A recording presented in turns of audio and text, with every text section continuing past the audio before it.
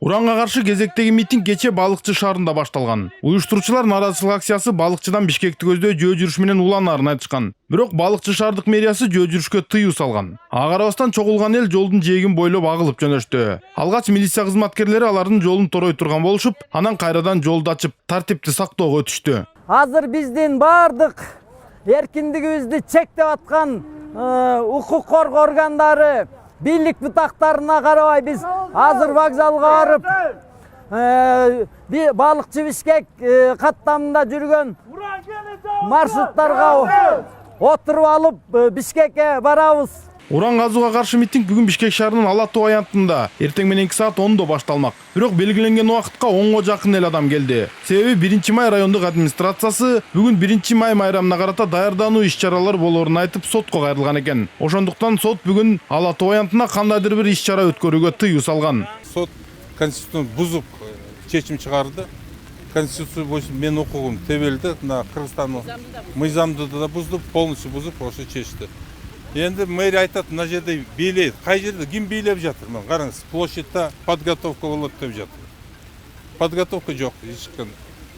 Укук коргоочу Айза Абдрасулованын айтымында шаардык бийлик тынчтык митинги тууралуу мыйзамдоодону бузган. Муниципалдык администрациянын булгулганы кырдаалды курчтуп жиберүүгө шарт түзөт дейт укук коргоочу. Жергиликтүү бийликке уведомление берсиле, ал уведомленияны жыйындын максаты кандай, анысын карабай туруп эле сотко берип, сот аркылуу ага тыюу салып коюп атат, же чектөө коюп коюп атат. Именно ушул жерде жергиликтүү бийлик коварно адам укугун бузуп атат.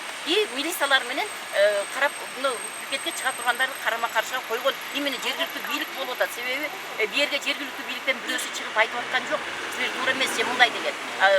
Соттун чечимин милициянын колуна карматып коюп атат. Ошентип Балыкчы шаарынан келгендер жана жарандык активисттердин митинги Бишкек шаарынын Максим Горький атындагы гүл багында болду. 300гө чукул адам чогулган акцияда урандан сырткары дагы бир нече талаптар айтылды. Бирок уюштуруучулар бул жерге жалгыз гана уранга каршы урандар айтылыш керектигин эскертип турушту. Биз деген бир гана талап ошо уран менен келатат. Бүгүнкү митингде белгилүү саясий ишмерлер жана депутаттар көрүнгөн жок. Митингдин катышуучулары саясатчыларды уран маселесине кайдыгер карап жатат деп айыпташты. Ушул жерде байкасаңар, бир дагы байдын баласы жок. Бир дагы депутаттын баласы жок. Бир дагы министрдин баласы жок. Жалаң эле карапайымдар качан болбосунчу. Эскерте кетсек, мындан мурда уранга каршы митингде Жогорку Кеңештин депутаттары жана саясий ишмерлер келишкен. Бирок уюштуруучубуз деген жаш балдар элдин көзүнчө саясатчы Равшан Жээнбековдон микрофонду жулуп алып, өзүн түртүп чыгарып коюшкан эле. Болот Абжапаров, Талас Аманбеков, 5 канал.